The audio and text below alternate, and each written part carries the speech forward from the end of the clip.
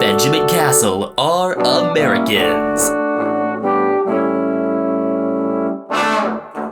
Watching the footy. Liam Ryan saying, kick it my way, I want to jump over the pack, and here he comes! Ryan! This is Buddy Franklin! This is the greatest showman! Got the handball off to Myers. Myers looking for the lead of Stengel. Gee, they're good. Gee, they're sharp. Razzle dazzle Rioli. Oh, who else? McDonald! From inside the centre square. Boys kick the goal. Boys kick the goal. From inside the centre. Foul. Oh, they can't believe that.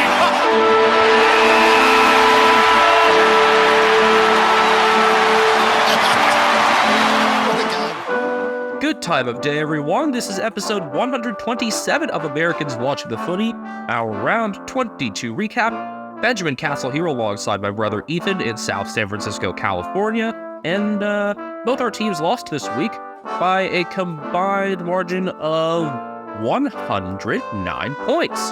Yeah, a lot to go over. Finals race far from done. I think you could say at this point, looking at the ladder, it's really a 12-team race. Richmond is the cutoff point. Yeah, Richmond's done. And there are 12 teams with at least 40 points, so that's where your cutoff is. We're going to roll right into this thing because there's a lot to talk about. Collingwood 16-13, 109, defeating Geelong 15-11, 101. For the second time in 3 weeks, the Cavs made a stupid lineup decision that I called out from the start, and it came back to haunt them. This time it was leaving Jake Kolajashny in over Jed Hughes. After doing absolutely nothing against Willie Rioli, Kolajashny was worse than nothing this week. Couple of bad turnovers, just leaving men open altogether, and it was a pretty crappy defensive game, and this is not a premiership defense right now. Combine that with Sam DeConing losing his one-on-one matchup with Dan McStay, who played really well, and Tom Stewart having to play extra reckless to try to make up for that, plus a midfield that's just got their asses kicked for a whole lot of the third quarter. This was ugly. It was really, it was a 19-point lead at one point in the second quarter, but Collingwood totally flipped the game around by the end of the second. First few minutes of the third quarter were going to dictate things, and right away, opening bounce of the second half should have been recalled, wasn't. Jordan DeGoey center clearance, Dan McStay goal, led to a huge run in all I believe it was, I got to count here, 1, 2, 3, 4, 5, 6, 7 8 Collingwood goals in a row at one point in this game. Simply put, the midfield couldn't keep up, which was to be expected. The defense didn't play like a premiership defense, and Jeremy Cameron kicked 7 goals, yet missed a couple of set shots in the fourth that could have made things really interesting because there was a push to get back in this game. Got it down to 9 at one point with 15 minutes left, but could have had it down to 4. And there was this string of set shots missed early in the fourth where, things could have gotten really interesting. The race for finals is not dead. Got to win the final 2, got to beat the Saints and Bulldogs, but losing these guys is really fucking annoying. You know the worst part of it? Well, there are a couple worse parts of it. The fact that Geelong are the only team to have kicked 6 goals in the first quarter against Collingwood this year, and they've done it twice, and they've lost both of those games, and then we saw this coming, and then even with, a couple of questionable things going Cameron's way for a couple of his goals, there was a case of playing on outside the boundary that was scrutinized a lot, and even with that, we knew where this game would be won lost. Also, Mitch Nevitt wasn't in. Collingwood fans, I figured out what the issue is. They act like the world's out to get them. They think everything's a conspiracy against them. They act like they're these victims. If anyone treated them the way they treat other fans, they would. It's just really fucking hypocritical, and I see why everyone hates them. Like, their actual team is mostly likable, other than Braden Maynard, who, to his credit, seems like a really good guy off the field and just a total twat on it. Which, a lot of guys have that attitude. I respect it. I think that's kind of Mason Cox's thing too. Mason knows he gets up on you on the field, and he's a pretty good guy off of it. But this was a winnable game, and the defense didn't let it remain winnable. You had things like, a Kolajashny handball for Tom Stewart, where neither of them were really paying attention to each other. Really interesting Asava Radagalea game. I thought he played well. His marking ability was on display. He did have 7 turnovers, but I think if utilized properly, even without Jack Henry, he can be a really solid piece. I think the best thing for Asava, get an intercept mark, and then outlet it to Stewart or Tui or someone else to move the ball because I don't trust him moving it. But in terms of actually intercepting and not giving away frees, he really worked on his craft there and done a really good job. And I'm satisfied with that. We want to talk about bad calls, though.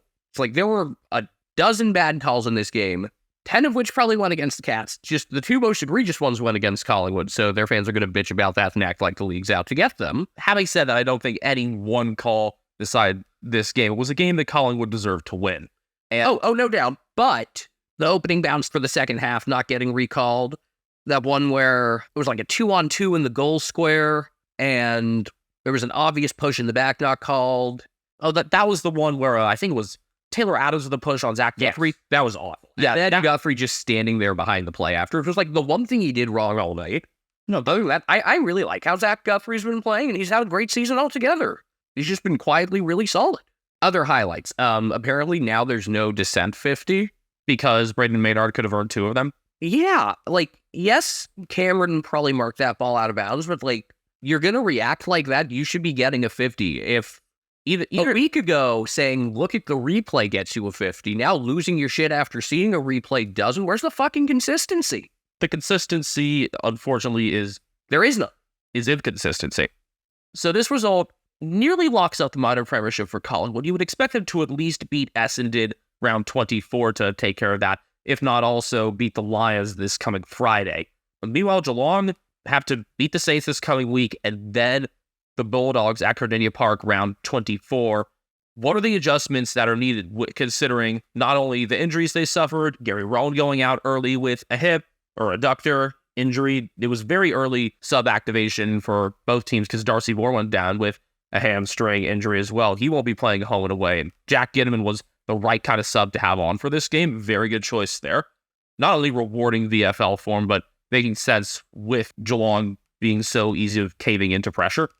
All right, first off, if Cam Guthrie can go, you need him in there because you need someone other than Tom Atkins that can win ground balls. Otherwise, Mitch Nevitt is a must for Parfit. You need to be able to put Max Holmes back on the wing. Max Holmes is an A-plus wing, but he cannot at his current stage. Maybe he will one day, considering that he's only 20, but as of now, he cannot go toe-to-toe with top midfielders. And it was a much better game for Tom Mitchell, Scott Pendle-Reid, the whole crew there. Josh Dacos, 38 disposals to lead all players. He was really good, but Dacos with a decent amount of wing time, and when Holmes was over there, he still won that matchup. Nevitt seems like an obvious in, but we know that won't happen. And the other concern is with Reece Stanley being in doubt for round 23, what's the move to match up against Rowan Marshall? I think it's Shannon Neal. I think that's actually a pretty good one. So Neal, this week playing in Tom Hawkins' spot, could not hit his set shots. One of the other things that hurt in that fourth quarter, but really good marking, really big physical presence. I think he would actually be a very like-for-like matchup for Marshall in a lot of ways. So I would definitely slide him there if Stanley's unavailable. Other than that, yeah, Max Holmes, you need more interior midfielders to let Holmes play on the outside. And get Jake Kolajashny out of there, get Jed Buse in, and it's time to stop playing Brendan Parfit. Now, I thought Jack Bowes wasn't very good, but the consensus from other fans seemed to be when he actually got the ball, he was really sealed with it. So is he another one of the guys that you might need to place a bit more on the interior to allow Holmes to do greater work, kind of have Bowes like just off the back of contests? Yeah, people like the way Bowes uses the ball, so get him in there, get him dirty, get him using the ball more. I think you could also, we saw during that 6-goal first quarter, Brad Close was heavily involved. He wasn't as active after that. You got to have him involved. And try to get the same sort of performance out of Atkins, Dangerfield, Duncan, Smith. They did their jobs. Also, Ollie Henry kicked 4 goals, which was cool. It's really funny. You can't say anything mean about Jack Ginnivan, but Ollie Henry, no restrictions there. Speaking of Ginnivan, though, he changed the game with his work as the sub. Having both him and Bobby Hill allowed for Collingwood's small forwards to really run wild. And I just thought they both played an exceptional game. Ginnivan especially, even if his numbers were huge, he changed the game and deserves a lot of credit there as really just Collingwood's small forwards altogether, whether it was the pressure they put on, their movement with the ball. It was Ginnivan's first game in 10 rounds, and I would not be shocked to see him as the sub yet again. Yeah, or if you're managing someone because they're in a position to do that, you just bring them into the full 22. Again, they just need 2 points in order to wrap up the minor premiership, 8 points ahead ahead of the second place Brisbane Lions. More on that later. Also, on the positive front, Brian had 2 more assists. He now ties Jason Ackermanis with 39 for the home and away record. If this effort had been there against Frio or GWS, GWS, honestly, I don't know, but definitely against Frio a couple weeks ago, it would be 1 more win to finals instead of 2. And that's what's so frustrating. Like, as bad as some of the execution was defensively, like the really uncharacteristic miscommunication and shit, still could have won this game. And you play like this against pretty much anyone outside of the top 4, you're going to win. So that was really irritating. Well, they don't have any of the top 4 sides coming home, so a glimmer of hope is there then? Yeah, there's no more room for error, though. You mentioned Josh Dacos' 38 disposals. He led the game, had 7 marks and 564 meters gained. One of the players in line for 3 votes. You can see Brody Majek getting high up in there as well, kicking 5 goals straight. Jake Kolajashi, not playing him anywhere near closely enough. I believe that's 9 goals that Kolajashi's main assignments have kicked the last 2 weeks because Willie Rioli kicked 4 straight. Braden Maynard, 26 disposals, 7 marks and 583 meters. I mentioned better gains for Tom Mitchell and Scott Pendlebury. Mitchell with 24 disposals, 16 contested and 8 tackles. Pendlebury a goal from 21 and 7 tackles. But the other midfield piece that had gone quiet for a few weeks and really woke up in this game was Pat Lipinski. Lipinski with 25 disposals, 13 contested and 8 tackles. If Pendlebury isn't able to cut it at the center bounce and you need somebody else there with Nick Dacos out, Lipinski is one of the prime candidates to step up, and he definitely did in this game. Jack Crisp with 23 disposals. Taylor Adams kicked 1-1 from 22 and 12 score involvements. I still contend that if it's not Nick Dacos winning the Norm Smith medal for Collingwood, it will be Taylor Adams. He was back in form after a couple of down games. Jack Crisp as well. Isaac Quinter with 22 disposals as well, leading the way from the back. Didn't play as closely on Brian Myers as I thought he would have, but played well enough as that loose, small kind of half back. Collingwood were the more efficient team inside 50, going at 2/3 disposal efficiency to Geelong 51%, which is nothing to slouch at, but some of the missed connections there definitely hurt the Cats late. Collingwood also tighter with the ball, as they committed 11 fewer turnovers. And whereas you had a couple big pressure leaders for Cats, primarily Tom Atkins, it was the whole team for the Pies, and they were +8 on tackles inside 50, 12-4. And I agree with you, Ethan. I would love to see Jack Ginnivan and Bobby Hill play together in the 22 the rest of the way. It's just hard to find room for everybody. Atkins led the Cats with 34 disposals, 19 contested possessions, 8 clearances, 8 tackles. Saw a comment, I think it was on Instagram, saying, he might not be the best player, but, he's going to put his ass out there every week, and I fully agree with that. Patrick Dangerfield has been in really good form the last couple weeks. A goal, 26 disposals, 16 contested possessions, 12 score involvements, and 9 clearances. Mitch Duncan, 24 disposals. Isaac Smith, who now has 2 home and away games left and hopefully another finals run in his career. 22 disposals, 9 marks, 477 meters.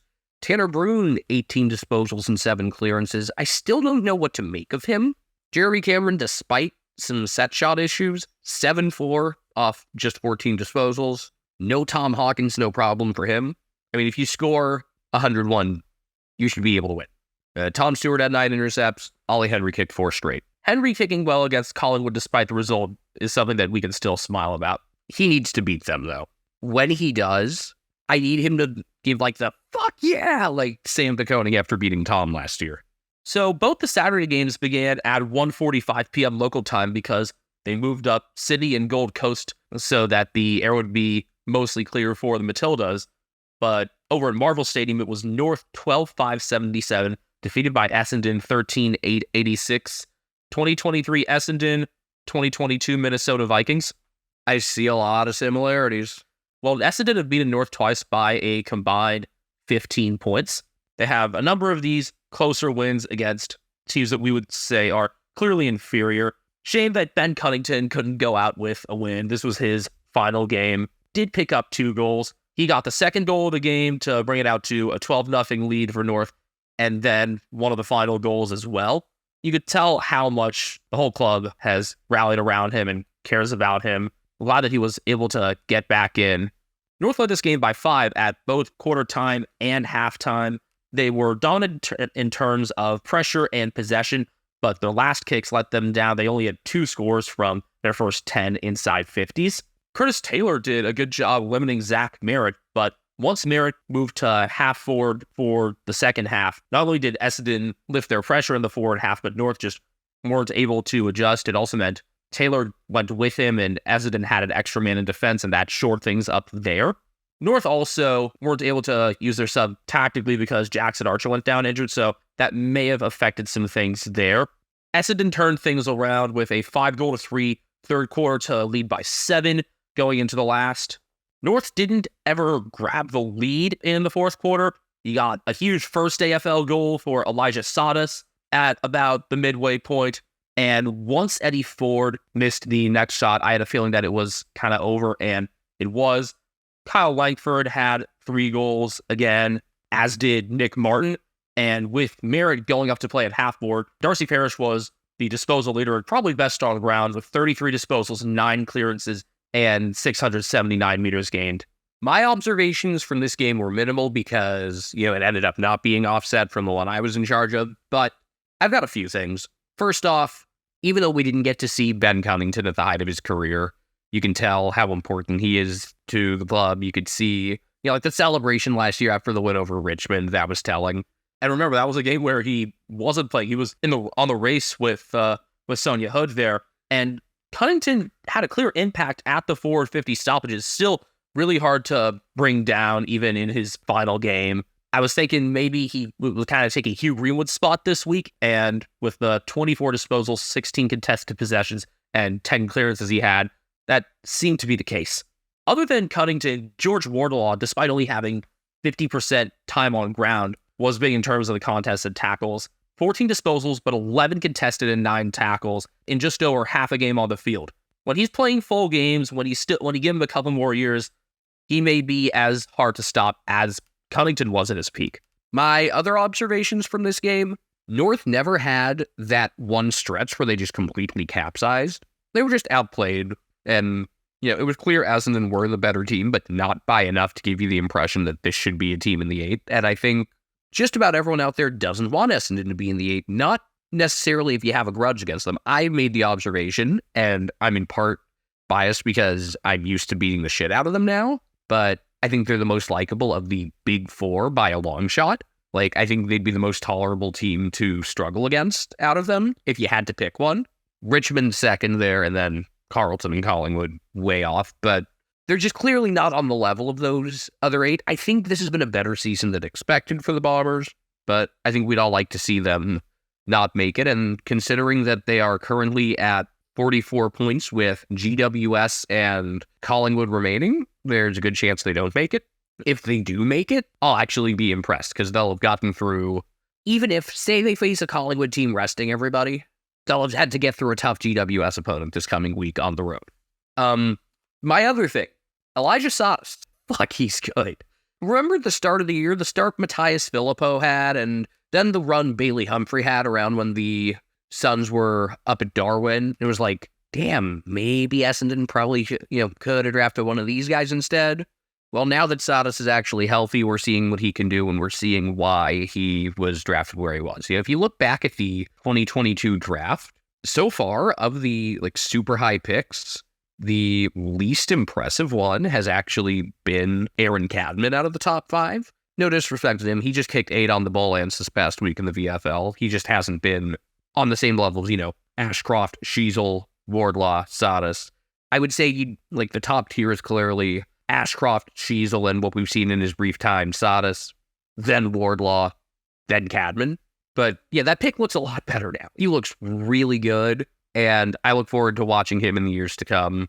In line with the Women's World Cup theme, been watching a lot of kids that are significantly younger than me with incredible athletic ability, and 18-year-old Elijah Sadas is on that list. The one other big thing here, and the disappointing part for North, is that Jackson was criticized on socials a lot for some of the kicks he had in defense. He very often was the first man to get the ball in the defensive 50, and then had some late and longer kicks that came back in, cost North the chance to build.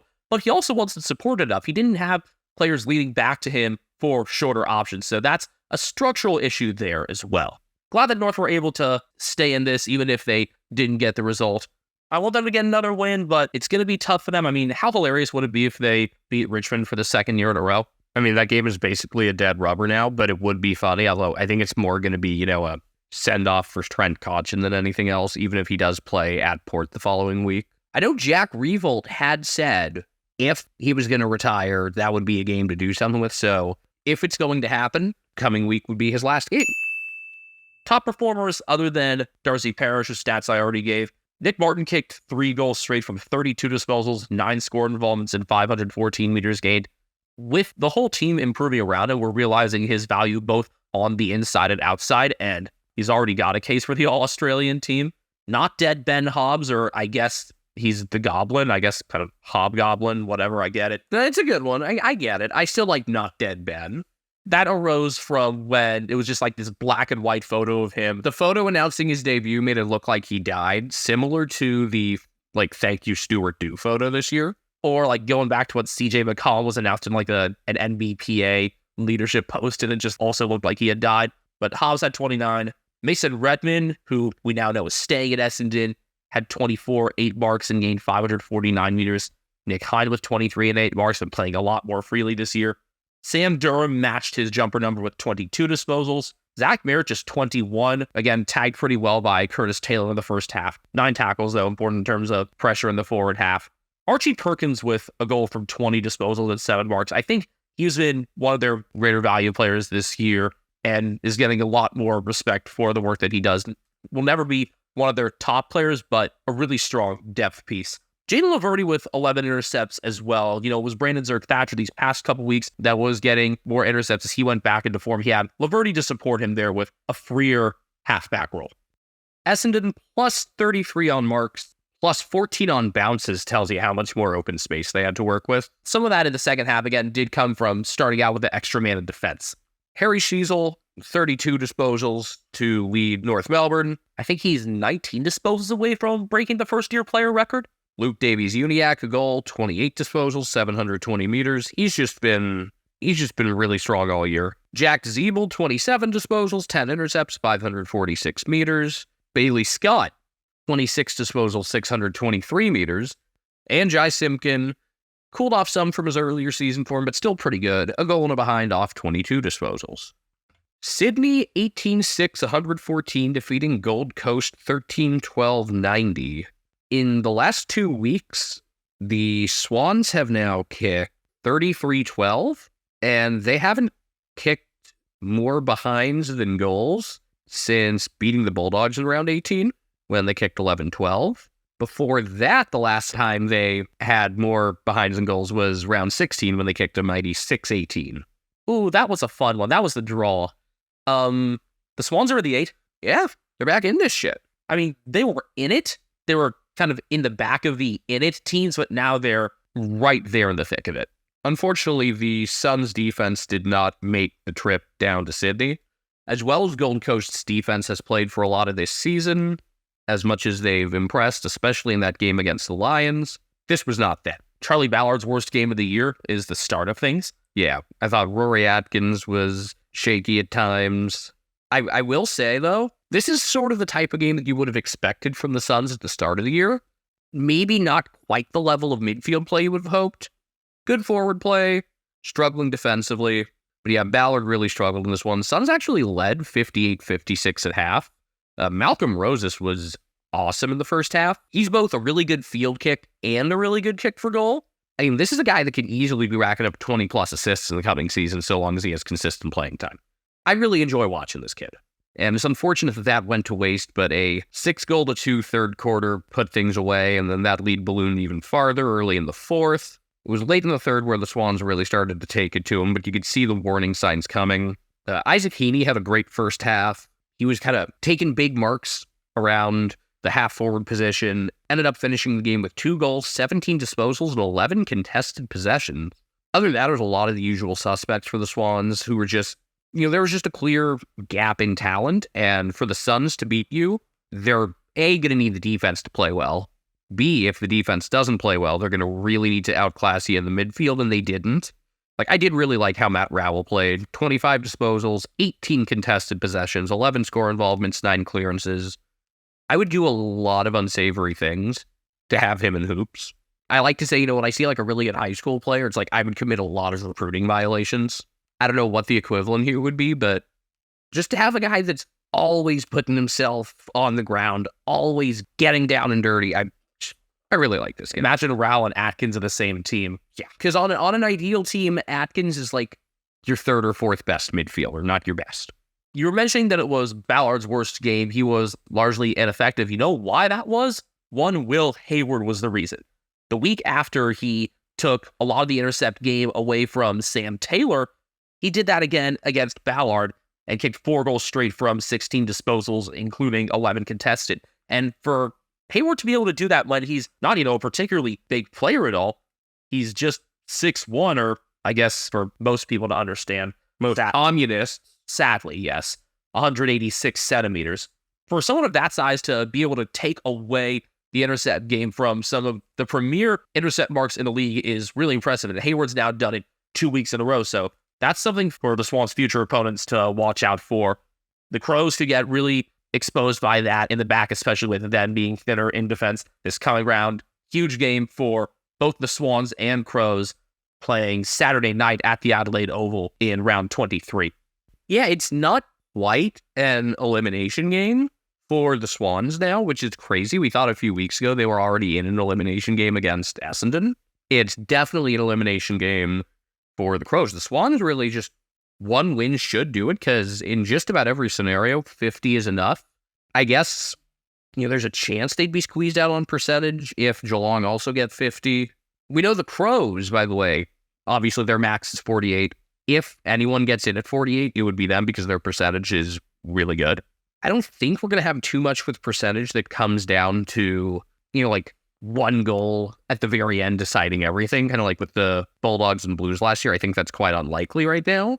Or actually, the closest ever one was measured on another one of the broadcasts this week. It was back in 2017 when the Eagles got in over the Demons. I think it was something like 0.48%, Hamish McLaughlin was saying. He traumatized Nathan Jones with that one, I think, during the Tiger Saints broadcast. Anyway, Swans seem to, unsurprisingly, because we've said this for a while, they have their forward hierarchy figured out, even without Buddy.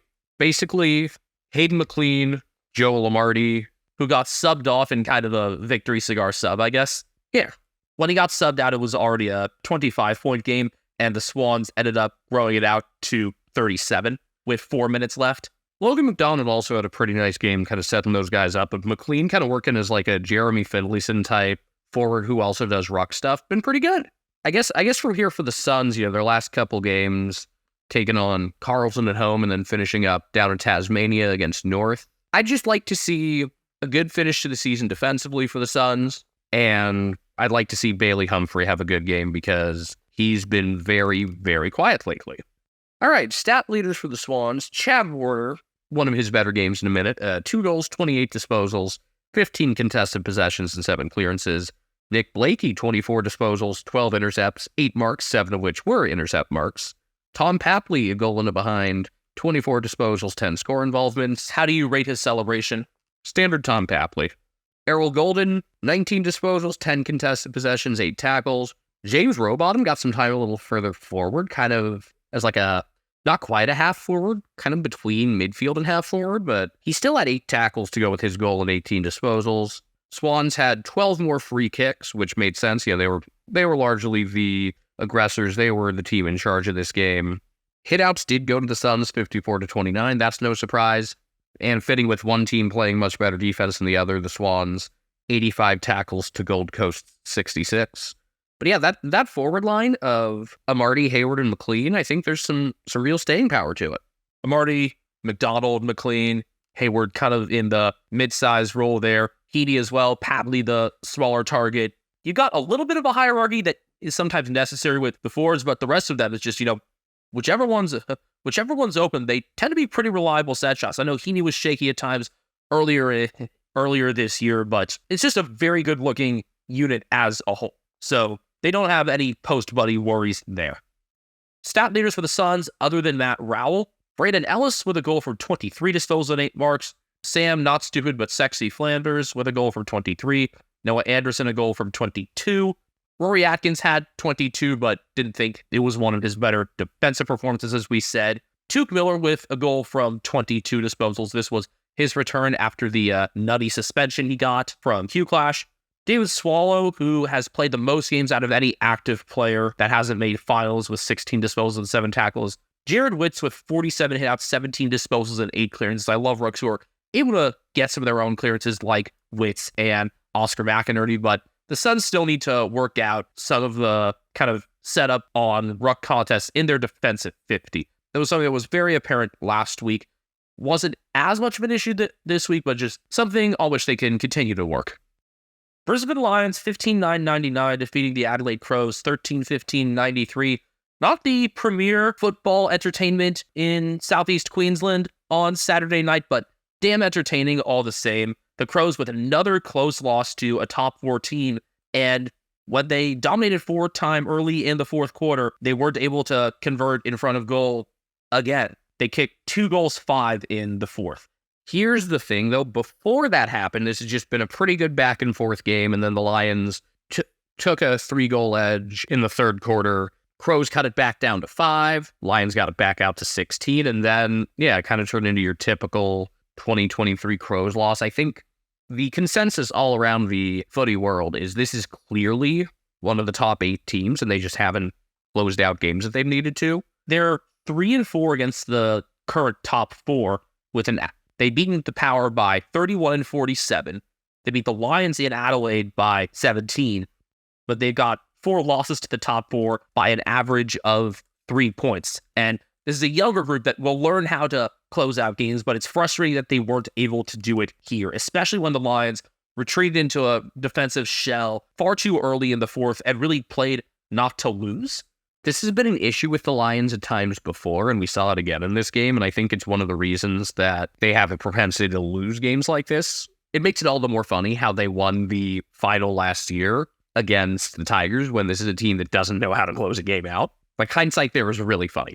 The Lions had got the better of contest from the middle of the first quarter, but I wasn't really impressed by a lot of what they were doing in the first half. It seemed like a pretty ordinary effort from them, and they trailed by a point at halftime, and it was Lincoln McCarthy who sparked them in the third with some big contest wins, and as he got more involved and as he managed to exert some more pressure, the team pressure rose with him. The other area that I expected to be more of a focus when people were looking back on this game was Charlie Cameron just outdoing Max Michelangelo in that matchup. Cameron kicked 3 goals, 2, had a couple misses that were quite timely for the Crows to get some better chances going from defense, but obviously, they couldn't convert on those either. Michelangelo has had a brilliant first season, has a Rising Star nomination, but this felt like his most welcome to the AFL game yet. I think this has happened to a lot of young defenders against Charlie Cameron, not Brady Hoff. The other area where the game turned for the Lions, in the second half, but also throughout, was on clearance success, particularly from Hugh McCluggage managing to get outside from his better work. McCluggage with 2 goals straight from 28 disposals, 15 contested possessions, 10 score involvements, and 8 clearances. Clearly the best on ground.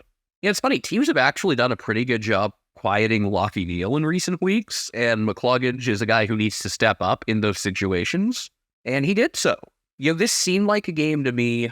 If you had said who deserved to win, like you could allot 100 deserved to win points. Through about 3 quarters, I would have given about 60 of those to the Lions, and then that definitely turned in the fourth.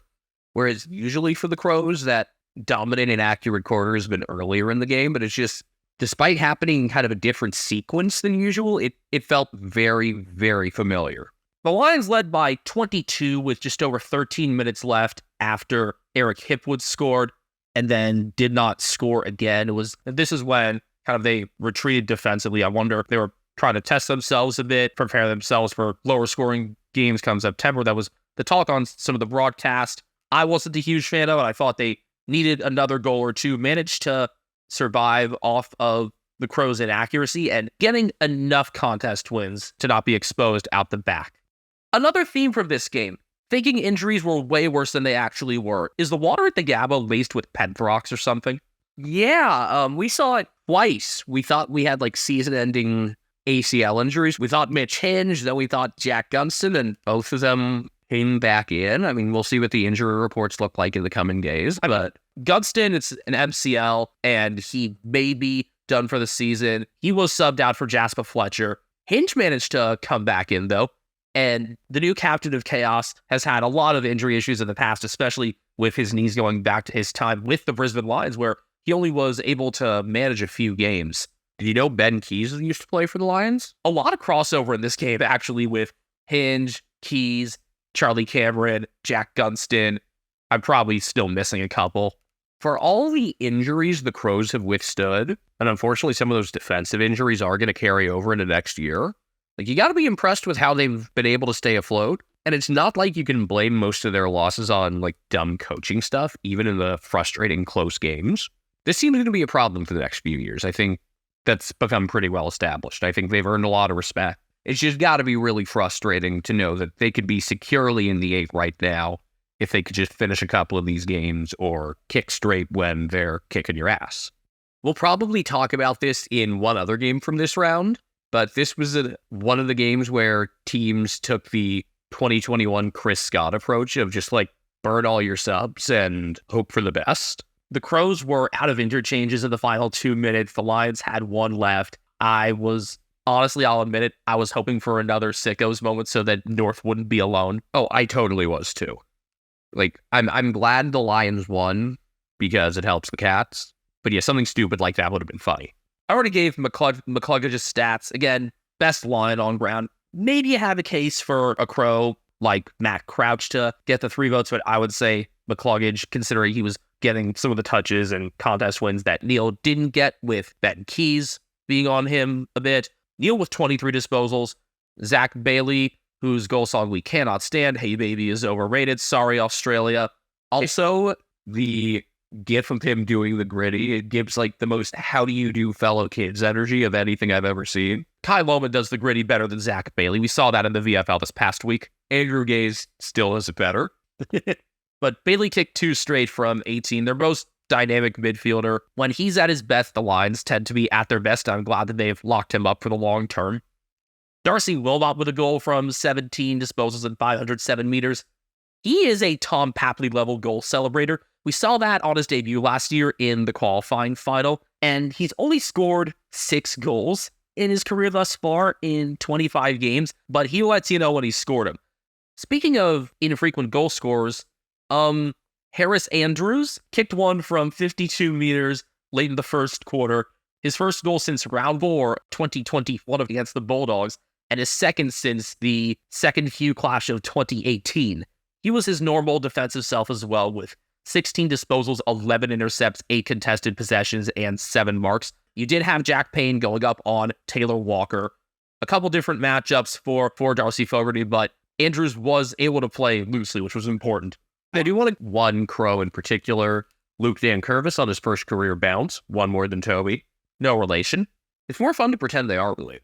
Ryan Lester continues to be an important kick out of the back, 16 disposals and 8 marks. Crows were plus 47 on handballs and plus 17 on hitouts. Productive day in the ruck for Riley O'Brien. They were also plus 9 in clearances and plus 22 in tackles, including plus 8 inside 50, but they didn't make their forward time count nearly enough. Rory Laird, 2 behinds, 34 disposals, 8 tackles, rewarded me for making him my captain this week. It was a very Rory Laird game for Rory Laird. Matt Crouch, 33 disposals, 17 contested possessions, 9 clearances. Wayne Miller, 28 disposals, 8 marks, 532 meters. I am glad that I have him on Bugga Jumping. He gave me 114.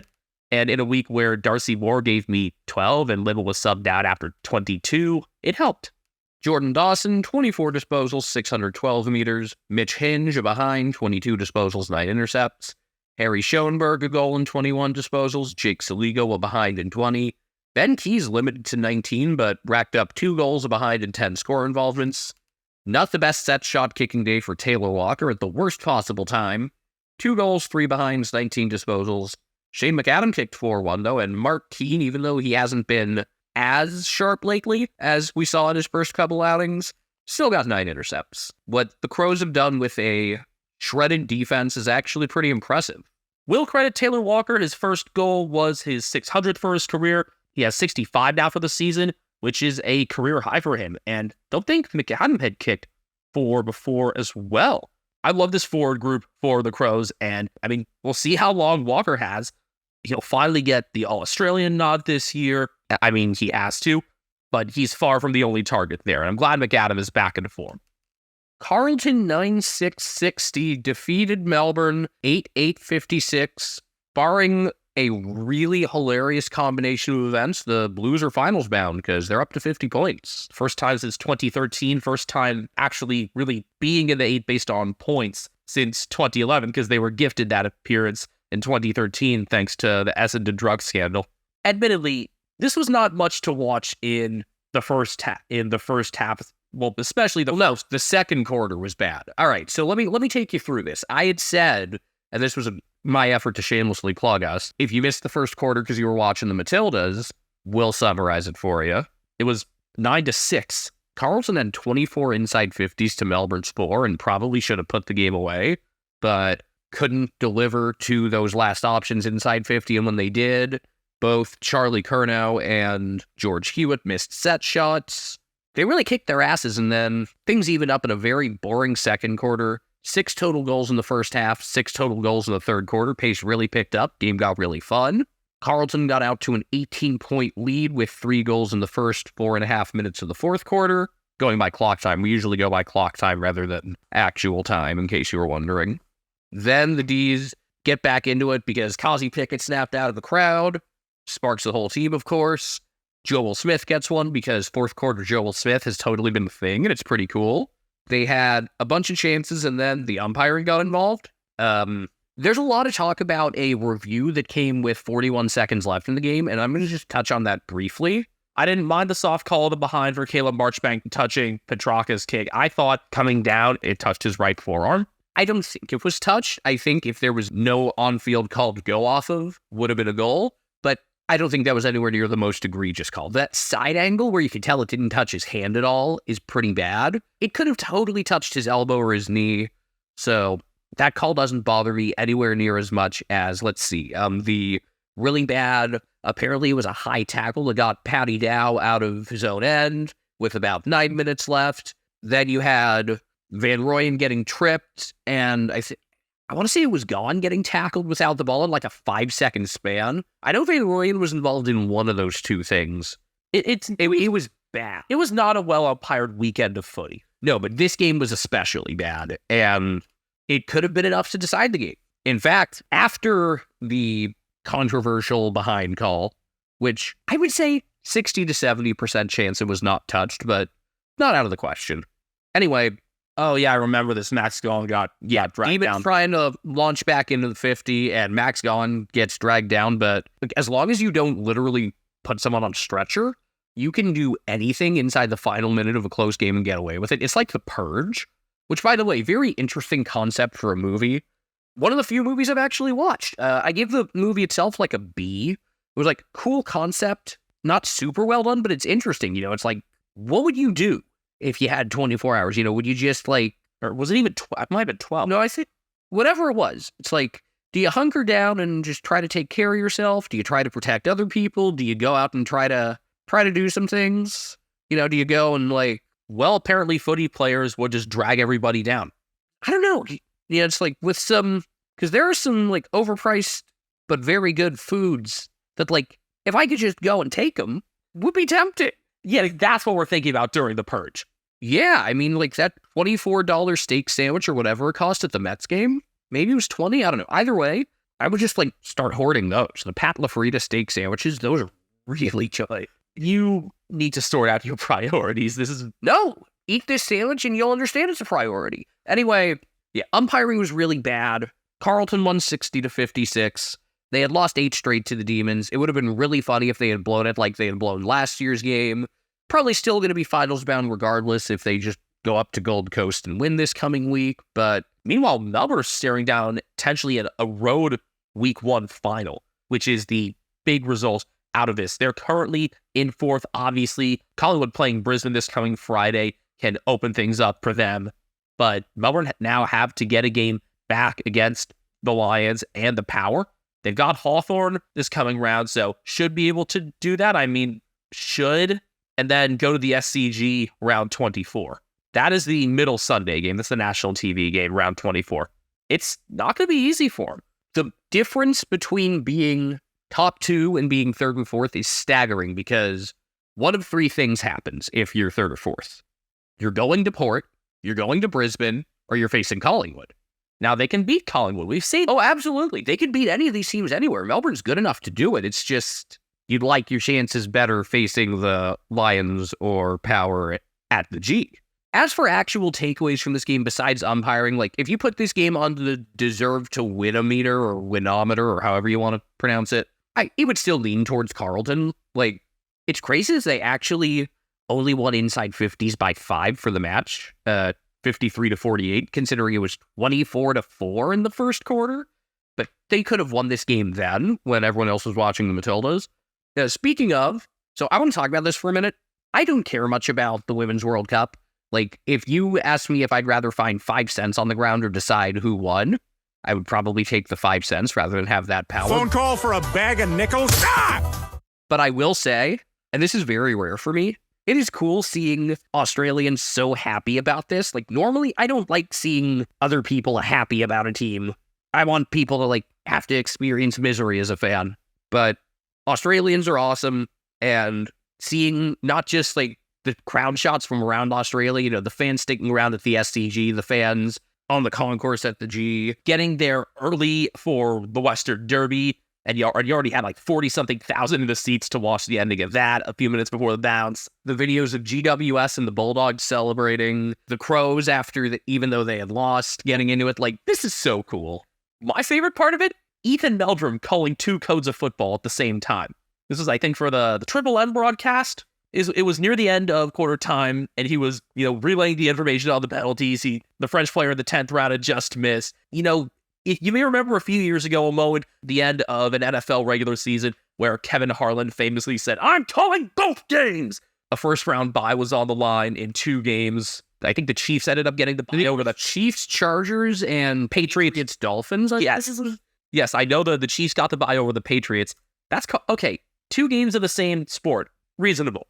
Calling 2 different codes of football at the same time is something else. So Ethan Meldrum, well done. And I don't know how I didn't make any noise during the shootout. It ended at, I think, 3:02 a.m. our time, and I was just incredibly high-strung about the whole thing. I think Mackenzie Arnold and Courtney Vine probably don't have to buy drinks for the rest of their lives in Australia. I was still very surprised to see Arnold, the keeper, get the chance to win it in round 5. Did she normally take penalties for Australia?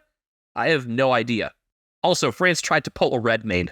I find that incredibly funny that 1, they tried it against Australia, and 2, it didn't work. We can go on about the silliness of penalty kicks, but I gotta say, the theater, the whole thing was really fun. Longest penalty shootout in World Cup history, men's or women. Also, it just felt like it took forever because there's a lot of time between kicks, whereas and also like an NHL shootout, it's like, you've got the goalies at opposite ends, so it's just one skater goes, next skater goes. There's so much time and drama between these kicks. That's what really adds to the whole atmosphere. And one of the French kicks was taken again because Arnold came off her line early, and she still saved it the second time. Yeah, that was awesome. Anyway, but yeah, I really hope you beat England because it's really, really fun whenever the British lose a sport that they invented, especially if they lose it to a country that used to be theirs. And you have the whole Ashes drama this year and everything. Like, the British losing sports they invented is one of my absolute favorite things in the world. And it would be really fun if it happened again here. But yeah, during all of that, Carlton should have put this game away. It was not Jacob Wiedering's best game, but I thought Caleb Marchbank played really well to make up for it. Brody Kemp's really sharp. George Hewitt should have never been in a sub role because he's really good. They've got him playing his absolute best right now. 33 disposals, 23 contested possessions, 8 clearances and kicked behind. With Sam Walsh out, Hewitt has been trusted with a lot more of the inside work, keeping Adam Chera, not Wolf, I said it before you, more on the outside. So it's been Cripps and Hewitt together at a lot of those stoppages, and that has worked really, really well for him. I'd say the 2 best pieces for the Blues in the past month and a half while they've been on this run have been Hewitt in the midfield and forward half, and otherwise Nick Newman, who also had 33 disposals, 11 intercepts, 9 marks, and 521 meters. I have been very, very right about Nick Newman this year, and I think he might be the best of our 36 sleeper picks. For newer listeners, way back during the home and away previews, our 3-part thing there, we each came up with a sleeper pick, just like a player that not enough people are talking about going into the season for each club, and I nailed it with Newman. Hello, Newman. Patrick Cripps isn't necessarily playing in Brownlow form, but he's been way, way better these last few weeks, was very involved on the ground, handballing well, and that made a big difference as well. The one concern out of this game, Sam Doherty getting subbed out.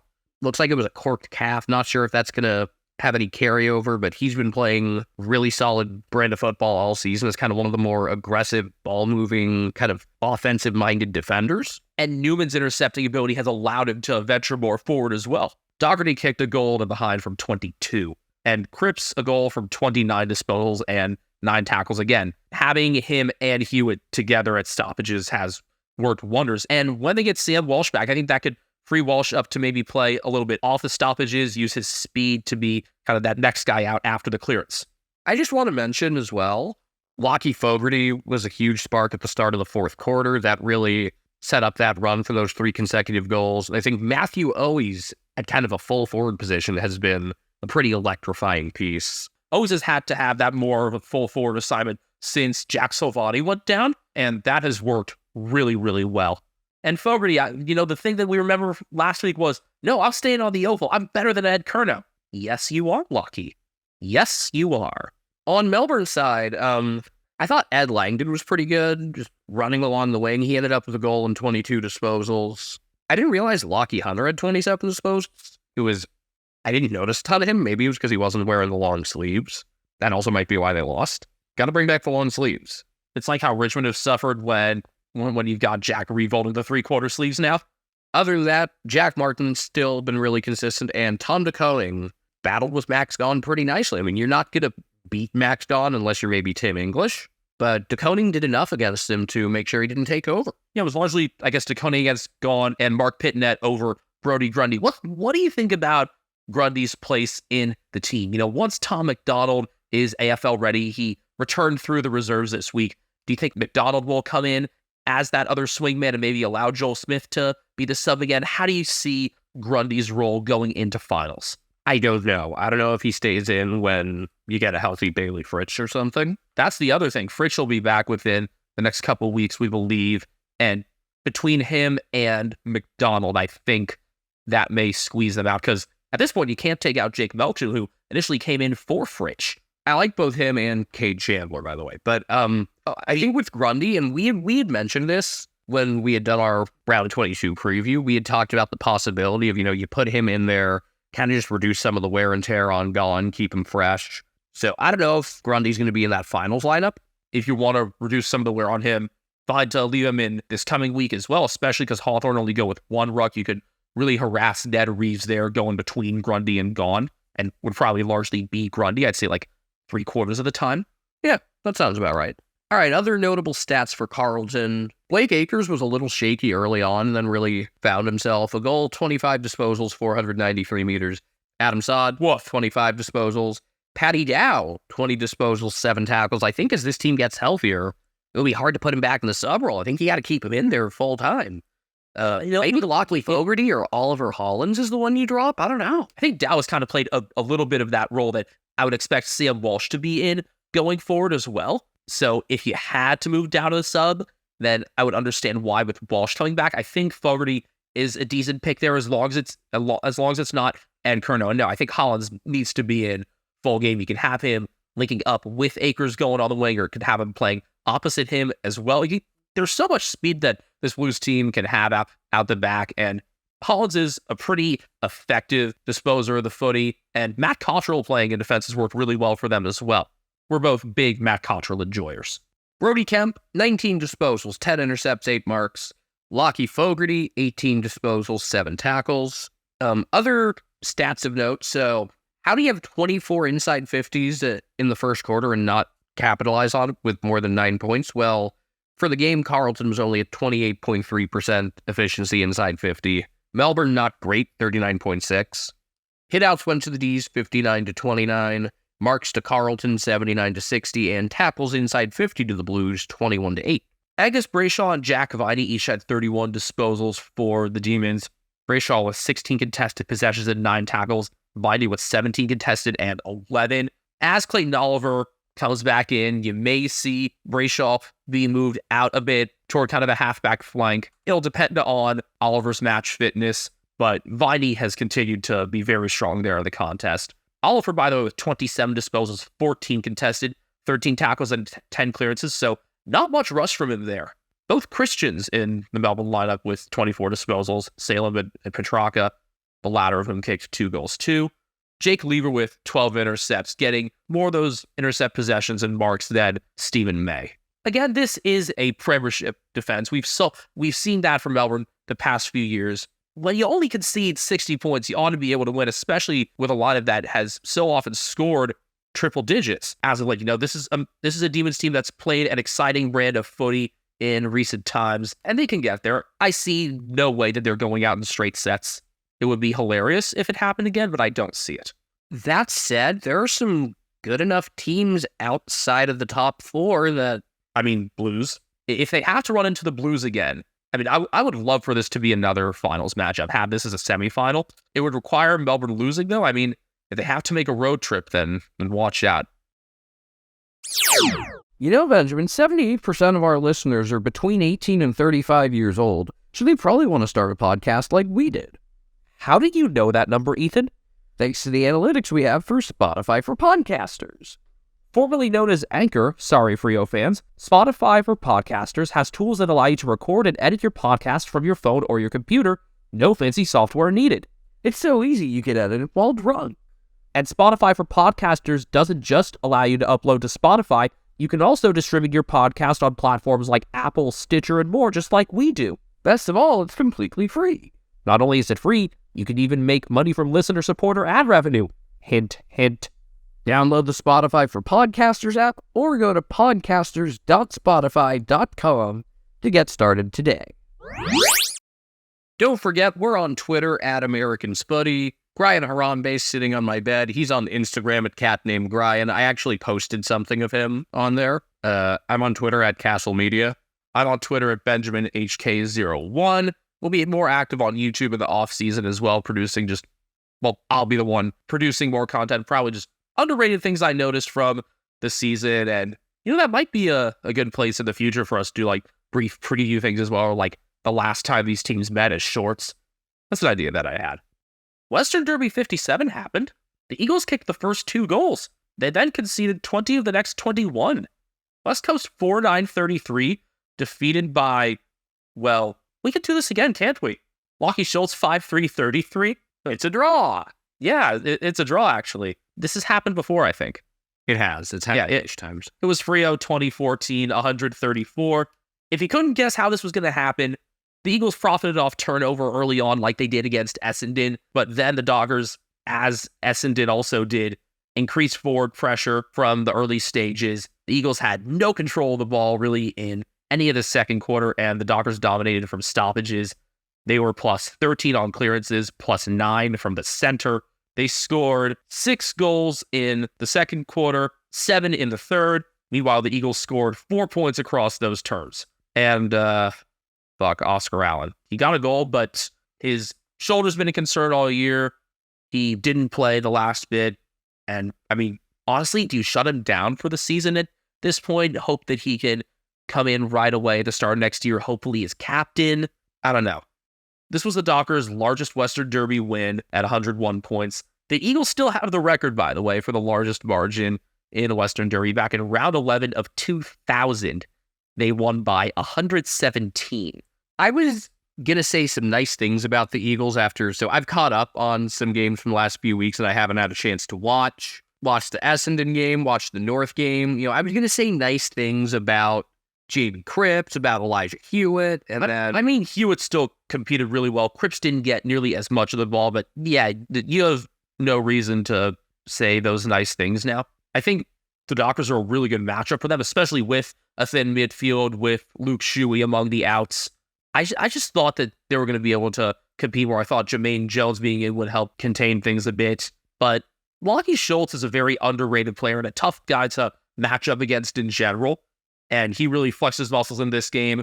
So did Luke Jackson, 1 goal, 1 from 26 hitouts and 19 disposals. Bailey Williams has not been nearly as strong in terms of hit-out work as of late, and so they were able to start a decent amount of stuff from ruck contests all over the ground. I still think he's improved by a massive amount from the start of this season, and, there's potential at that spot for the Eagles between the Williamses and Bailey and Jack and young Harry Barnett. I still think there's a future there. It's just, if you're looking for positives for the Eagles, you won't find them really from this game outside of those first couple minutes. The Eagles actually led this game 14-0, and then, as I said, I saw Frio get a goal, and then I looked up again, and they had like 3 more, and it just kind of went from there. I gotta say, though, every time you listen to Oscar Allen, you hear him talk about how much he cares about this club and how, you want to see this guy as their captain long term. I want to see, the next time they have finals team, he better be a part of it, because I would give a lot of internal organs for him to lift the Premiership Cup as captain. The 2 worst teams right now each have a big-time goal-kicking tall forward that's really easy to get behind. Nick Larkey, the emotions are more on display on the field, like you saw after each of his goals against Essendon, how amped he was. Allen, it's the off-field quotes. Anyway, those are both guys, if you're a fan of those clubs, you'd do a lot. The other weird thing about this game, it was kind of after the game. The Glendinning Allen medal was decided on a countback, with Lockie Schultz winning it by having more 3-vote nods compared to Luke Jackson. It's funny because I think in the lead up to this game, there was also talk about how the medal one year. So I forget if it was a tie or Ross Glendinning just straight up overruled Ashley Sampi getting the medal, but Sampi was finally awarded a medal. And it's just surprising now that you have that on one side for the Eagles and here a tie and a count back for the Dockers. I'm wondering if in the future they may just decide, just have 2 medals at the ready in case there's a tie. Then again, there's only 1 Norm Smith medal each year. Just the one really strange thing out of this game, other than, the Eagles getting the first 2 goals, if you count that as strange. Andrew Brayshaw had 33 disposals. Caleb Sarong had 30. Jordan Clark, 28 disposals and 10 marks, and a nice video of him talking to a young Eagles fan after the game. I think he gave him his boots or something. Hayden Young, 25 disposals, 8 tackles, 483 meters. Lockie Schultz, 5 goals, 3 behinds, 24 disposals. Sam Switkowski, from the bits of this game I watched, I was shocked that he didn't record any scoring shots himself, because he had 11 score involvements, 22 disposals, but I like that he was able to keep things flowing. He is playing as strongly as he was at the start of the year, aside from, he's not the one ticking for goal as much, and wasn't ever a huge goal kicker in the first place. I mean, helps that you've got Luke Jackson working into things more. Jaiamis kicking strongly. Solid outing for James Aish with a goal and a behind off 21 disposals. It was a long goal that he kicked, too. I think it was from 50 or just outside. Matt Johnson, a goal, a behind, 21 disposals, 9 marks, 564 meters. Jaiamis kicked 4-3. It was as bad as the score suggested. Frio 64 inside 50s to 35. They were also almost 15% more efficient inside 50. They had 13 more clearances. They had 12 more marks inside 50. However, unlike a lot of the games when they've gotten their asses handed to them, the Eagles did end up tackling more, 64 to 51. So, I wasn't thrilled with a lot of the pressure, especially in the second half when it appeared they were devastated by the fact that it got that bad again. But I'm glad that they were a heavier tackling team, and that pressure will serve them well once other parts of their game catch up to it. Tim Kelly led the Eagles with 26 disposals. He had 17 contested possessions and a goal. Liam Duggan with 25. Alex Witherden with 24, 8 intercepts and 583 meters. Elijah Hewitt with 20 disposals and 10 contested possessions. Definitely not the best Hewitt in this round. Jaden Hunt behind from 18 disposals, 7 marks, and 541 meters. I want Hunt to be around for some finals runs, but he's not, that young. He's 28. Nice to have, a player from another club's premiership era, even though he didn't play in the grand final himself. And his speed can really work well with the younger group coming off halfback and midfield if they actually manage to get possession. Oh yeah, one other weird thing about this game. We had that weird post-game thing. We had a weird pre-game thing as well. The second exceedingly late change of the season. And this one was not because of injury. Brady Hoff took too much of his asthma inhaler, and there was concern about doping violations, and so Jack Williams ended up coming in for Hoff, which was disappointing because, again, Brady Hoff. It was just a very funny, bizarre thing. At first, I was wondering if it's this late, if there's something with the doctor there, if he was on the sideline. I was wondering, did a positive COVID test come back all of a sudden? Nope. It was using too much of his asthma inhaler. Good on the Eagles for being on top of that, though, and being aware that something was wrong instead of finding out after the fact. Not like it would have impacted the result. Hoff does good work on small forwards, but I don't think anyone would have been able to stop Lockie Schultz, who has only kicked 100 goals in his career. Feels like he's kicked a lot more. Just kicks them at very opportune times, I guess. Hawthorne 9-13-67, defeating the Bulldogs 9-10-64. Well, all of a sudden, the Bulldogs' final spot not so safe, even if they take care of the 4-3 points this week against the Eagles. To get to 50, they're going to, they need 6 points. So that game at Geelong in round 24 looks like it's going to mean something one way or the other. It's make or break for at least one of those clubs, maybe both. So good job scheduling that as the Saturday nighter. Yeah, that's going up against Bunga's finale. Outside of a really crappy start to this game where they put themselves in a quick 20-point hole, Hawthorn was just clearly the better team. And it's funny because if you watch those first few minutes, it was like, all right, this isn't going to be close. They're just going to get it handed to them.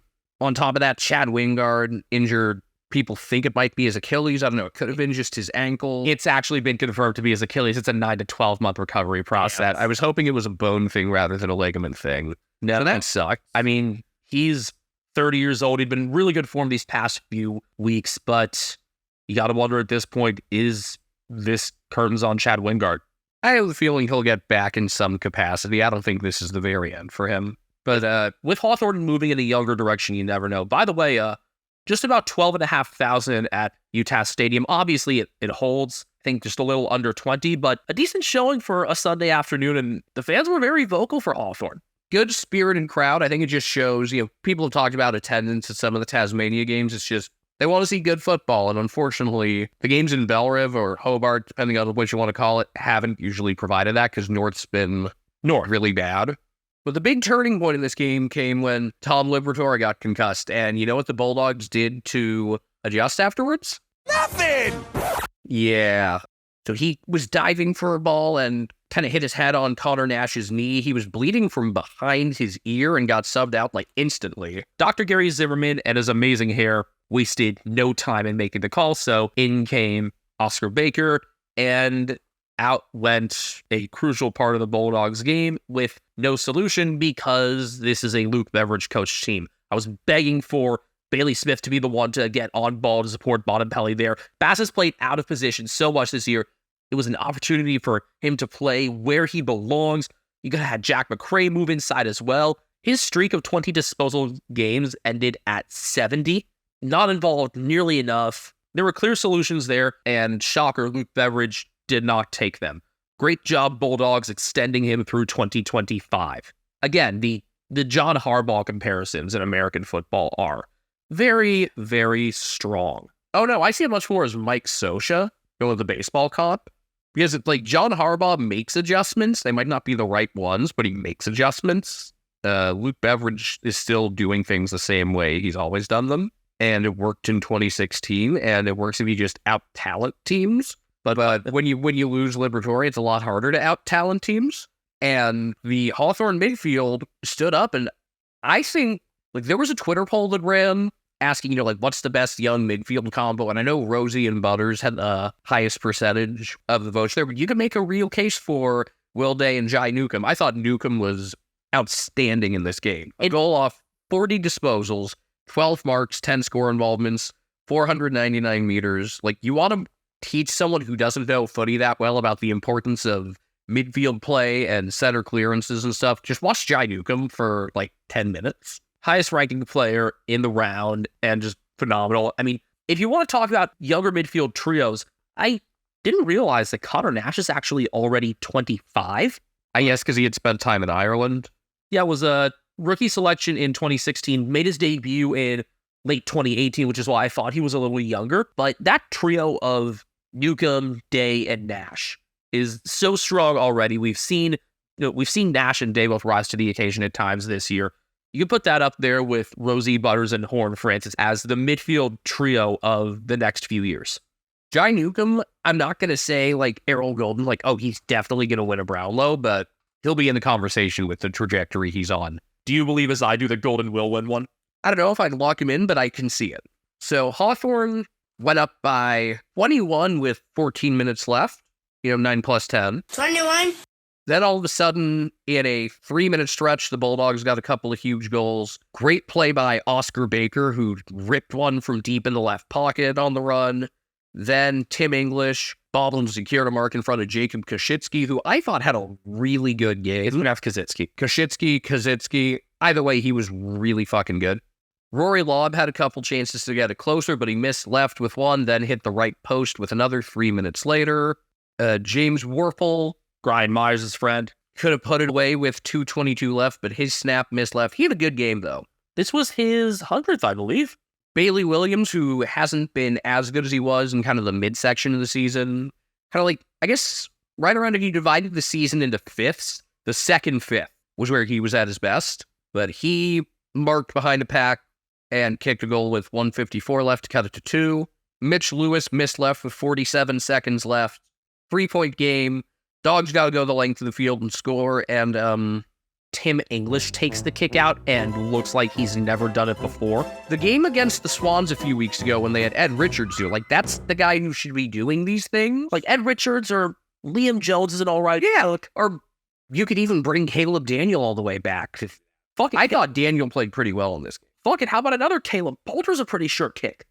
There are so many options there, and you would want English's height to be further up the ground wherever you're going. Yeah, you want him marking somewhere in the midfield or along the wing. It's like, what level of miscommunication or lack of preparation made this happen? It's like, do you not practice end-of-game scenarios? It just represents the underutilization of talent, the lack of attention to detail, and I forget which analyst was saying it after, but, it was like, he wasn't going to pin it just on Beveridge, but it's like, if this team doesn't make finals when you've got, Naughton and Jamara have combined to kick like 70-plus goals. Naughton didn't kick any in this game, meaning Charlie Curnow is the sole survivor there. But the point stands. You've got Bontempelli and Brownlow for him. You've got Liberatore, other than 3/4 in this game, and next week. You've got Jack McRae. You've got one of the best tall defenders in Liam Jones. You've got Ed Richards. You've got Caleb Daniel. Like, this should not be hard. And again, a much better year out of Bailey Williams as well. Smart utilization of Daniel. And this is what you get. This is a team that, based on their list, should be fighting for the minor premiership every year. And yet, under Luke Beveridge, they have yet to make top 4, and they won't again. It would be really funny if the Eagles beat them this week. If they didn't have Liberatore against, like, any other team. And I say any other, including North, because North has some good midfielders. Things would be really interesting. It's a free 2 or 3 votes for Bontempelli as well, which will strongly help his Brownlow case. Is there still a world in which Nick Dacos has enough votes already? I mean, it's possible. I don't think it's likely, but it's possible. Just, it could be like a Nat 5 situation where he does. But no, the Bulldogs will not lose to the Eagles. No, which is a damn shame. It's good for the round 24 drama. The big thing that happened after that really awkward English kick out was that Carl Amon got Bailey Williams holding the ball, and the Hawks were able to mark uncontested from there. Great reaction on the siren. And all the talk about Hawthorn, tanking as they were going younger. No. Sam Mitchell, Andy Gowers, everybody, they knew what they were doing. They've got 2 rounds to play. They've only got 1 fewer win than last year. So fuck off, Damian Barrett, among others. Look, if the Hawks had, kind of like tried to build up from last year's core, is there an outside chance they'd still be fighting for a spot in the 8? Maybe. But this is maximizing their chance of winning flags. It was not about tanking. It was about, we have a better chance if we really go all in for 2 to 3 years down the road than we do now. So my question is, can the 2024 Hawks play finals? I think without a doubt, the 2025 Hawks can. Can 2024? That's the question. There are many worlds in which it's possible. I mean, so much of it will depend on health, but the fact that the side is playing this well together this young and has gotten wins over opponents like the Bulldogs, the Brisbane Lions, Collingwood is super encouraging. They've bought into Sam Mitchell's system, and they're still going to get some higher-end draft picks this year as well in a deep class. So they'll get even more help on the way. There is such a big gap between 16th and the bottom two. I mean, the Hawthorn might be the best third-to-last team we've ever seen, or anybody's ever seen. Yeah, the window we're using is 4 years, much smaller. But Yeah, the only reason that I wouldn't say, oh yeah, the 2024 Hawks are a real chance for finals is I see 15 other teams that they'd be competing with. Like, it's a deep class of good teams right now, but they're squarely in that. Carl Amon, back in the lineup, on a mission, a goal, 32 disposals, 13 marks, 704 meters gained. Connor Nash, 26 disposals, 13 contested possessions and 8 clearances. James Warple, a goal, a behind, 25 disposals, 7 clearances. It was his 100th game, and it was Jai Newcomb's 50th, by the way. I would never say, cheer off a guy after 50, but after what Jai Newcomb did, I wouldn't have necessarily been opposed to it. Will Day, a goal and a behind from 24 disposals. Dylan Moore had the exact same line. Moore has gotten himself much more involved the last few weeks after being really quiet the first half of the season. He's stepped it up. Blake Hardwick, 22 disposals and 11 marks. You could tell the Bulldogs did, from the outset, want to limit James Sicily, and I think they largely did, and he still ended up with 22 disposals and 9 intercepts, but that level of their game plan is fine. I don't question the Bulldogs' ability to make a game plan from the start of a game. I question their ability to adjust in the middle of one. Connor McDonald, 21 disposals, kicked 2 behinds, 552 meters gained. Harry Morrison and Josh Ward also each had 21 disposals. Morrison came back in last week and was really on a mission then, kicking 2 goals. I think he's solidified his spot for the next little bit, and good to see Ward staying in form. Rising Star nominee last year, didn't get as much of the attention this year, but another good young piece I'm really happy about. Jacob Kosicki, who I thought was really interesting, like a half-forward role. I thought he was really good. He kicked 1-2 off 16 disposals. He had 10 contested possessions and 8 marks. It's funny, we had thought Ned Reeves should be playing as kind of a tall forward with Lloyd Meeka there, because we didn't think he had the stamina to go for a full game at Ruck, but he did this time. He had 43 hitouts, 10 disposals, 7 clearances, kicked to behind, and held his own against Tim English. Hawthorn controlled the ball a lot more game, or at least got a lot more passes off. From the time they went down 20-0, it was really all them. They were plus 121 in disposals for this game, and were able to utilize shorter options well with the speed they have. They also were the more efficient team disposing of the ball by 7.5% overall, and by nearly 8% inside 50. They were plus 8 from stoppage clearance, which is really impressive for anyone to be able to accomplish against the Bulldogs, but if there's any group that can do it, it's Newcomb, Day, and Nash. Hawthorn plus 41 in marks. Bulldogs plus 17 in tackles, which makes sense considering they margin against them in disposals. Marcus Bontempelli and Ed Richards each had 23 disposals to lead the Bulldogs, but your leading disposals getters are only on 23, and it's those guys. That's a sign that you were outplayed and outplanned. Bontempelli with 8 tackles, 7 clearances, and 686 meters gained. Richards with 11 intercepts. Adam Treloar with 19 disposals and 11 contested possessions, and Bailey Williams 17 and 9 marks. He's another candidate of someone else who could have gone more in the middle. I mean, I see him as playing a bit more off stoppages like Treloar, but there were so many possibilities, and Luke Beveridge chose to sit on his hands. I love that the Hawks won a game that came down to the wire like this, because this was one of the only knocks on them that I have had. I really believe that Sam Mitchell is one of the best coaches out there, and when it's all said and done, he could have like a Damian Hardwick type legacy. 4 flags as a player. Could you see him getting 4 as a coach? I don't know about that many, but I think he's going to be regarded as one of the best coaches in this thing for a long, long time. And even, you can look at 2018 at when he was an assistant to the Eagles and the kind of impact that he had there. Played there for his final year, that transitioned into a coaching role for 2018, and that worked. In hindsight, how much did the Eagles' assistants really carry Adam Simpson through that premiership run between Sam Mitchell and Jamie Graham, who I would love to see come back as head coach? St. Kilda, 14-9-93, defeated Richmond 8-9-57 in Maddie's match. This did not go the way I thought it would, just in terms of I expected this to be a closer contest to begin with, but the Saints kicked very accurately and punished the Tigers with speed. They've recently remembered that, oh wait, we're fast as fuck, and they used that to their advantage early and often. Their early lead came from a lot of rebound work. Nazai Waigani-Millera got out really easily a lot of the time. Didn't get huge disposal numbers, but when he got out, it was really noticeable.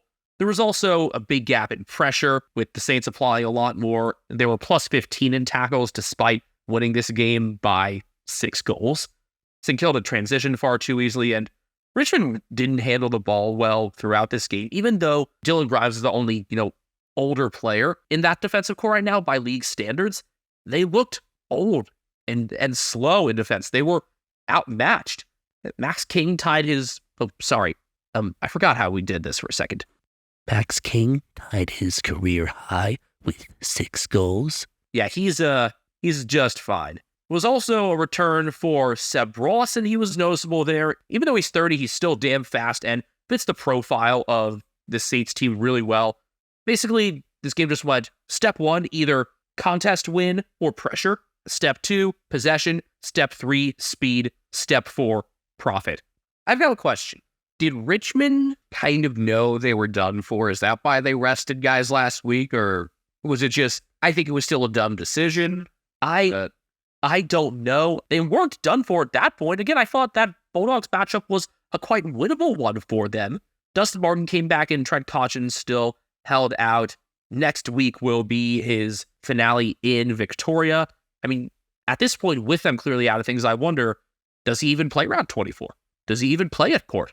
I hope he gets a good send-up. I hope the team is able to lift for him, unlike they did in this game, although it will be really, really, really fucking funny if they lost to North again, as I mentioned earlier.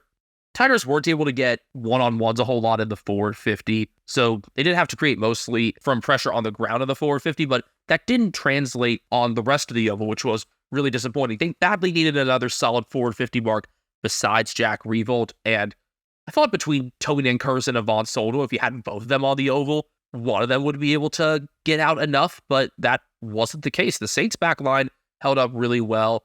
Good games again out of Cal Wilgie, Josh Battle, Liam Stockard carrying well out of the back, and Zayden Cordy with 10 intercepts as well playing back. We've seen him go forward at times when Max King and Tim Membry have been out. Oh yeah, welcome back Tim Membry as well. But Cordy providing extra tall coverage in the back definitely helped here. The Saints now only need 1 win out of their final 2 games to make the 8. Those 2 were tough, though. Yeah, hosting Geelong this coming Saturday night at Marvel. They did beat the Cats at Marvel last year. Cats have not lost at Marvel this year. And also, the Cats didn't lose again that season after losing to the Saints then. And then they finished round 24 Saturday afternoon at the Gabba. So, still a difficult road ahead for them to make the 8, but if they can punish with pressure and speed as a whole team, like they did to Richmond, and pummel the Cats through the quarter, as a lot of teams have managed to do, then I see no reason why the Saints can't kill the Cats season this coming week. I'm just thinking more about Richmond. It sucks that, Josh Gimkus has been hurt all year. Robbie Tarrant didn't play this year and retired. We didn't get to see a lot of their potential. I still think they're going to be a major contender in years to come. I don't care if they don't have draft picks in the next couple of years. You have Tim Taranto and Jacob Hopper. I'm not concerned about big picture for Richmond. I don't know if they're like a top 4 contender anytime soon, but they're definitely a finals contender in coming years, unless they decide, well, there are so many teams in this thing that we want to retool. Considering what they've done to get Taranto and Hopper, I think that's unlikely. I think they're going to be going for this thing for a while. The other question is, what's the deal with coaching? I mean, Andrew McQualter is definitely in the race, obviously, but I don't think by any means has locked it up. We know that Josh Carr, the Port Adelaide assistant, has taken his name out of the running, and there are rumors of a succession plan there with Carr taking the head coaching job from Ken Hinckley. I forget what exactly we've heard about Collingwood assistant and former Brisbane Lions head coach Justin Lepich there, but I think he's content where he is.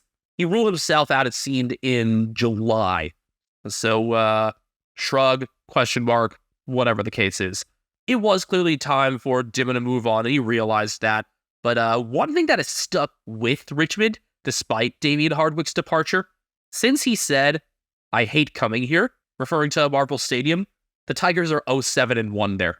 Thank you, Noah Cumberland. Thank you, Jake Arts. Jack Sinclair led the game with 33 disposals. He had 10 marks and gained 639 meters. Again, welcome back, Seb Ross, 25, 8 marks, 7 tackles, and 538 meters gained. He does provide a little bit of that chaos, but it's a chaos that really worked in this game. Rowan Marshall with a goal, 23 disposals, 20 hitouts, and 9 marks. We've praised him all year, and rightfully so, that the Saints have managed to let him play all over the field while he's still the main ruck is one of the best parts about Ross Lyon's style.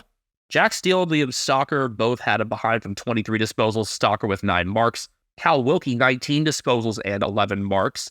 How about Jade Gresham? Was demoted to the sub a couple weeks ago, and he's played pretty inspired footy since.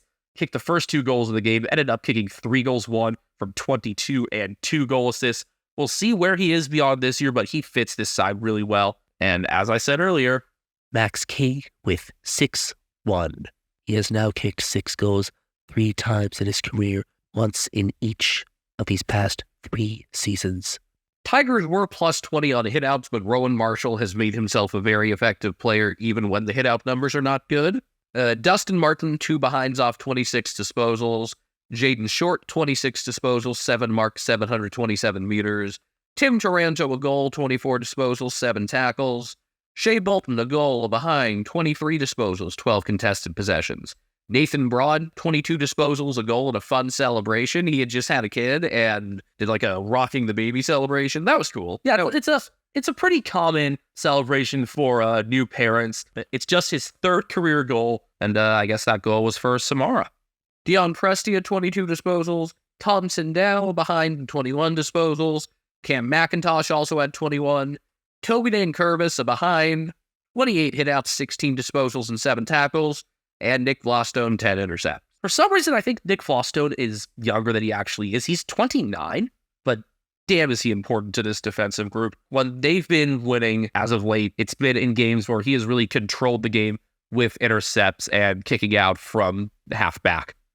Port Adelaide, 21-10, 136, defeating Greater Western Sydney, 13-7, 85. A triumphant return for the magnificent tri-bolt jumpers. Damn, those things look good. We also had the old number font on them as well, which is the first time we'd seen that in our 4 years watching the sport. Still weird to me that the Power wore those jumpers against a club that didn't exist when they initially wore them in, I think, 2003. Having said that, the coach against whom they were playing wore them then, because Adam Kingsley was on the Power then. So maybe that had something to do with it? Still though, damn, these things look good. The Power, Bulldogs, and Hawks have all played really well in retro jumpers in the last couple weeks. The Saints had done it earlier this year as well. Those need to stay full-time. We're also just suckers for teal in general. Probably comes from our love for the San Jose Sharks partially, but it just worked really well here, and I hope they keep it around as an alternate. I think every club each year should have, I think 4 jumpers, one of which includes like a white jumper, enough to cover other clashes, and also some sort of throwback or heritage jumper. These things look excellent, and they played excellently in them. Unfortunately for GWS, this puts a major, major dent in their finals hopes, especially with the Swans jumping up ahead of them as well. They're at 44 points. They host Essendon and then visit Carlton to end the year. Suddenly, may that standalone final home and away game not mean anything? I mean, I think for it to not mean anything, they'd have to lose to Essendon this week, which I still see as unlikely. And it's possible. Happened last time. What I've said about GWS, though, they already met all their requirements for the season. They've had a damn good year, and even if they get absolutely clapped in their final 2 games as well, they've done way more than anyone could have ever expected out of them. Unfortunately, this game kind of went the way you would have forecasted them to be at the start of the year. A team that got some offensive ability, good midfield, but wasn't there defensively.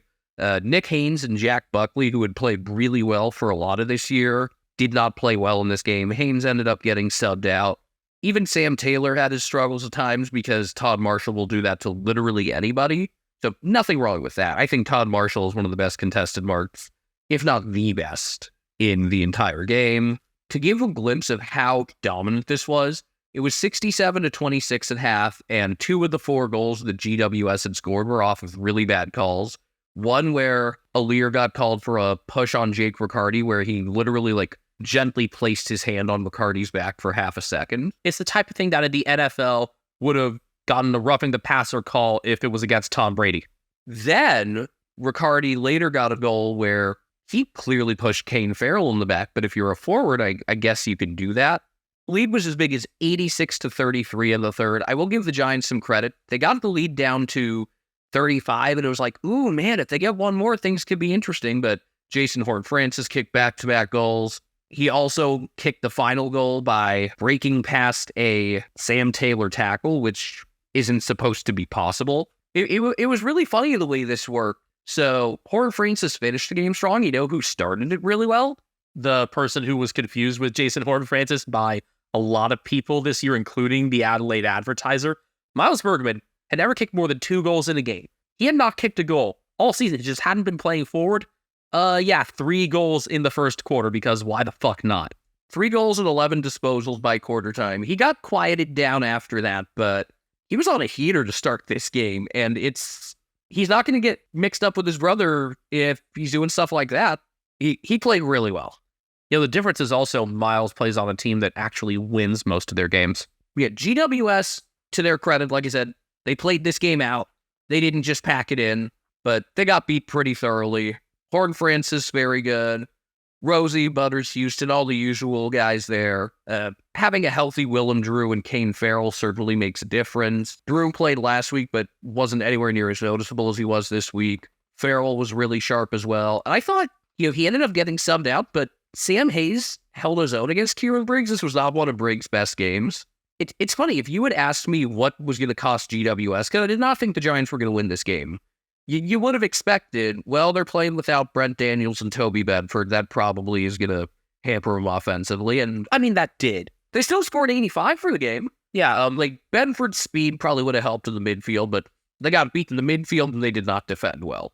When they actually got into the forward third, not half bad. Zach Butters led the way with 34 disposals, 9 marks, and 7 clearances. He had, early in the year been in the Brownlow conversation, kind of fell out of that, but has still played pretty darn well overall. I think there's still a very outside chance if he gets top 2 performances in these last couple games, which are up for grabs. I think still if anybody takes it from Nick Dacos, I think it's Bonatelli to lose. The Brownlow predictor on AFL.com has not been perfect. Or I've personally had my gripes, with a couple of the ways they've given out or projected to give out votes for Geelong this year. Interesting. With round 22 votes, again, this is not the be-all and end-all. It's got Dacos at 30, Taranto at 27, Neal 26, and then Bontempelli and Dawson each 25, and Butters 24. I still think Bont should be higher than that. There is still a world, though, where Nick Dacos has already done enough. It's possible. We may be living in that world. Maybe there are still more guys in this race than we thought. I mean, Petrarca's projected at 23. With Oliver back in, it might be a little more difficult. But you've got 7 guys projected between 23 and 30, which, again, I do not think that's completely accurate. I'm looking forward to some Brownlow Night drama again, like we had last year. And this only has Brian Myers for 3 votes. He should have votes out of the Essendon game. He's projected with 3 votes from Port Adelaide last week, and that's it. So this is not an exact science. But it's going to be a race, which we didn't think for a while. Unfortunate that it became a race through injury, but yes, it'll be a race. Dan Houston, a goal, 30 disposals, 10 marks, 698 meters gained. He may end up being one of the highest placing defenders on Brownlow Night. He could end up in the Golden Fist conversation. Bang. Connor Rosie behind 29 disposals and 9 score involvements. Ollie Wines a goal and 29 disposals. Jason Horn-Francis 3-1, 27 disposals, 531 meters gained. Willem Drew 21 disposals, 7 marks. Jeremy Finlayson 2 goals, 3 behinds, 8 marks. And very active in forward ruck contests, played a big part there. Willie Rioli 3 goals behind, 7 marks. He's been on a nice roll lately. The good second half for GWS kind of watered down these numbers. So inside 50s were only 65-51. Power were only 9% more efficient in there. There were very few hitouts in this game in general, just 54 total, 38 of which went to the Giants. Port won stoppage clearances 23-14. That was significant. And they recorded 28 more marks. I will say it didn't mean much because it was lopsided, but I like how Josh Fahey played second half. He's a fun player, and not just because of the long sleeves. But yeah, the GWS defense, Buckley, Haynes, Kerry Perriman, Isaac coming, not up to their usual standard, coming at a really rough first quarter. And I think that just kind of set him up to begin with. He had a telegraphed kick that got intercepted to lead to a goal. He had a dropped intercept mark that could have led to another. Guys who have been really solid this year, better than we expected, had an unfortunate stinker, and it was a lot of guys having a stinker at the same time, which it happens. It's only the second time all year GWS has really gotten their clocks clean. For that to only happen twice, with the expectations for them at the start of the year being somewhere around 15th or 16th, pretty good. I can't criticize them. Unsurprisingly, it was the Greens that led the way for the Giants. Unlike in Congress, Tom Green, no trailing E, kicked 2 goals straight from 31. Toby Green, with the trailing E, was inserted in a lot more center bounces in the second half. He kicked 2-2 from 27 disposals, 14 contested possessions, 7 appearances at 539 meters. Was not a great first half, but I like that he didn't give up. The old Toby Green would have probably looked at this game, looked at the margin on the scoreboard, and done something to get suspended. And the new Toby Green just keeps working and playing hard all the way to the final siren. 2 rounds to go for a suspension-free season for Captain Toby Green. We did not see that coming, and I don't mean Isaac. Harry Himmelberg with 27 disposals and 510 meters gained. He again has signed on to stay at the Giants. That is huge. Lockie Whitfield with 27 and 568 meters. Josh Kelly and Talon Ward with 25 disposals each. Jake Riccardi kicked 4 goals, 1 from 7 marks, but again, only 2 of those 4 goals we see as legitimate and deserved. That said, ever since the game against the Cats, where it was like, really, this is the guy who's going to hit the dagger? He's actually played really well. So another guy who's responded very nicely after we've called him out, after I called him out. He had kicked 2 goals prior to that Geelong game through his first 5 games this season. In the 11 he's played since, he's only been goalless twice, and he's kicked 24 goals. Sam Taylor had 11 intercepts, but playing against Todd Marshall is tough for anyone, even if you are the best one-on-one defender in the AFL. Sorry, Isaac Quainer. He's up there, but I'd probably take Taylor. It is awards time here in round 22. We begin with the Mark of the Week honors. It was a Crows sweep, actually, for Mark and Goal of the Week this past week. Shane McAdam won the Mark honors, controlling on a second effort coming down from a mark over his own teammate, Riley O'Brien. The round 22 nominees, on Saturday, you had Kazi Pickett going over the top of Alex Chinkata. Didn't control it much on the ground, but was paid. On Sunday, Aaron Naughton crashed into a pack, and it was largely against James Blank. And Shea Bolton went over the top of Mason Wood, both of them going up for it, but Bolton's vertical ability is pretty insane. I like Bolton's more than Pickett's because of the control he had, even though Pickett's was more impressive in the air. If Pickett had brought it down, that probably would have been Mark of the Year, but he didn't, so I'm going to go with Bolton. He kind of straddled Mason Wood. I thought it was a pretty impressive one. As for Goal of the Week, your round 21 winner, like we said, it was a Crows sweep. It was Taylor Walker beating Jared Witz for a throw-in, running through a crowd and kicking a bouncer from the left pocket. But we've come to realize that Australians really like these goals coming out of ruck situations, coming straight from stoppages. You think back to Sam Draper's goal of the year last year. Yeah, we both like Errol Golden's more. Your round 22 nominees got Will Day taking the ball from a stoppage, breaking a Jack McRae tackle attempt, and finishing from straight on about 35 meters out. We got Nathan Broad fielding a Nasiah Wanganeen Miller kick, getting away from Dan Butler and kicking his 3rd career goal from the left pocket. He also had a pretty good celebration after rocking the baby. I think one of his teammates was like doing it first, and then he did. I assume he had said before, like, hey, if I score, I'm going to do this. And then you have Sam Powell-Pepper receiving a Willie Rioli handball and hitting a big right snap on the run from the right pocket. That's my pick. It's interesting also that your 3 nominees came from each of the games on Sunday. But yeah, Powell-Pepper is the winner here. The kick is the most impressive, going toward the boundary like that. Makes me think of the stuff that Beau McCreary did last year in round 23. Even when the Blues make finals this year, that heartbreak will still be funny. And speaking of the Blues, main character talk. Last week's main character, we gave it to Michael Voss. We weren't really clear on like one obvious main character last week, but Voss beat Ross for the first time. Blues extended their winning streak to 7 then. It's now at 8. This is their longest winning streak since 2000. Got a pretty obvious main character for this round, I think. That being Caleb Marchbank. Yeah, I was thinking like his arm or something, but we're not sure which part of his body touched the ball, so we're just going to go with his whole body. I was going to say his right forearm, but we'll just go with the body, the person, Caleb Marchbank. The first Caleb to ever play in the AFL, surprisingly enough. No Calebs had played in the VFL and AFL before 2015. And he's situated himself in the back line pretty well since coming back in a few weeks back. Could also heavily consider the arc to be a main character with the umpire's call on that decision. Honorable mentions as well to Jeremy Cameron for his 7-goal performance in the controversy around a couple of those, as well as Jai Newcomb just bulldozing through the Bulldogs all day on Sunday with his 40 disposal showing and being the highest ranking player of the round.